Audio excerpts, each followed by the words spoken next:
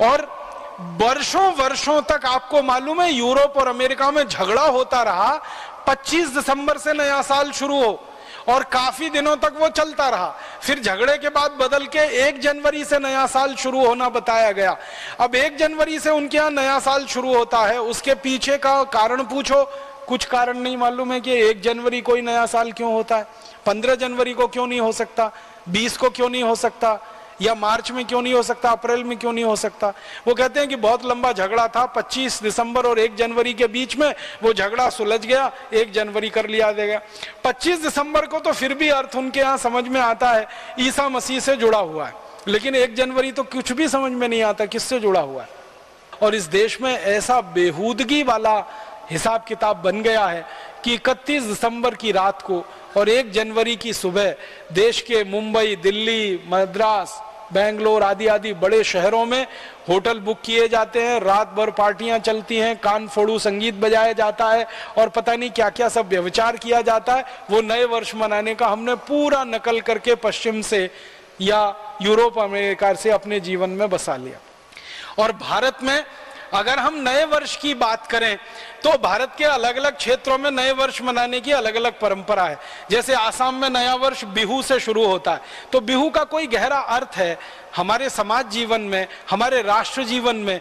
बिहू के पीछे पूरी संस्कृति है और पूरी की पूरी सभ्यता का दर्शन है, इसके लिए बिहू है और उसके साथ नए वर्ष की शुरुआत है। इसी तरह दक्षिण में हम चले जाएं तो मानते हैं कि ये दिन खास है, ये दिन खास है। उत्तर में, दक्षिण में, पूर्व में, पश्चिम में। अब ये पश्चिम भारत में गुजरात के लोगों के लिए बहुत महत्व का दिन है, दीपावली वाला। तो दीपावली के अगले दिन से वो नए वर्ष की शुरुआत मानते हैं, क्योंकि व्यापार के हिसाब से वो उनका सारा हिसाब है।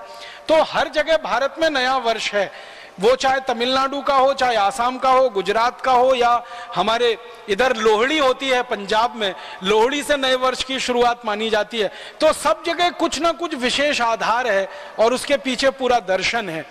यूरोप और अमेरिका में तो न कोई आधार है न कोई दर्शन है, फिर भी हमने नकल करके 1 जनवरी को नया वर्ष मनाना शुरू कर दिया।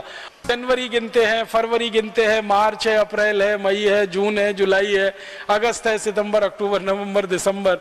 ये पूरी की पूरी अंग्रेजियत की पद्धति है, विदेशी पद्धति है। हम भूल गए हैं। सामान्य रूप से आज की पढ़ाई में से पढ़कर निकलने वाले विद्यार्थियों को चैत्र, वैशाख, ज्येष्ठ, आषाढ़, सावन, भाद्रपद, कार्तिक ये महीने याद नहीं है।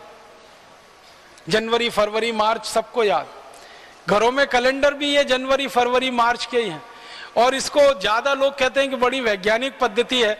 मेरे समझ में नहीं आया, रोमन में कुछ शब्द होते हैं जिनको इस्तेमाल किया गया है जनवरी, फरवरी, मार्च के लिए।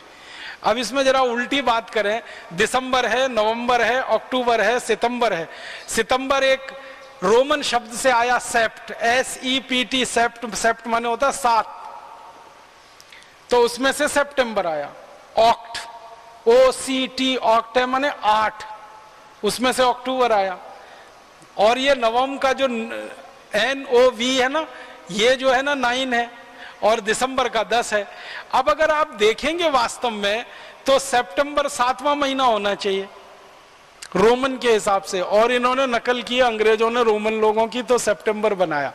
तो सितंबर 7वां महीना होना चाहिए। कौन सा है? 9वां है। अक्टूबर 8वां महीना होना चाहिए। कौन सा है? 10वां है। नवंबर 9वां महीना होना चाहिए। कौन सा है? 11वां है। दिसंबर 10वां महीना होना चाहिए। कौन सा है? 12वां है। कितनी अवैज्ञानिक पद्धति है महीने के गणना की, और इसका कोई अर्थ भी नहीं है। जितने भी अंग्रेज विद्वानों से पूछा जाए जनवरी का क्या अर्थ है, फरवरी का क्या अर्थ है, मार्च का क्या अर्थ है, अप्रैल का क्या अर्थ है, ये शब्द के पीछे की कोई गहराई है क्या, इसकी कोई व्याख्या है क्या? कुछ नहीं है। और हमारे यहाँ हर महीने के नाम का एक विशेष अर्थ है और उसके पीछे एक लंबी व्याख्या है।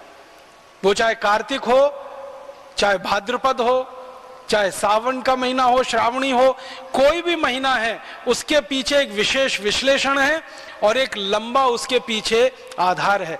अगर मैं उस विषय में जाऊंगा बहुत समय खराब हो जाएगा, लेकिन अभी संकेत मात्र में कह रहा हूं कि भारतीय गणना के हिसाब से महीनों के जो नाम तय किए गए हैं ये विशेष अर्थ वाले हैं। अंग्रेजी पद्धति से जो हम नामकरण करते कोई अर्थ ही नहीं है और कोई बताता भी नहीं है उनके बारे में।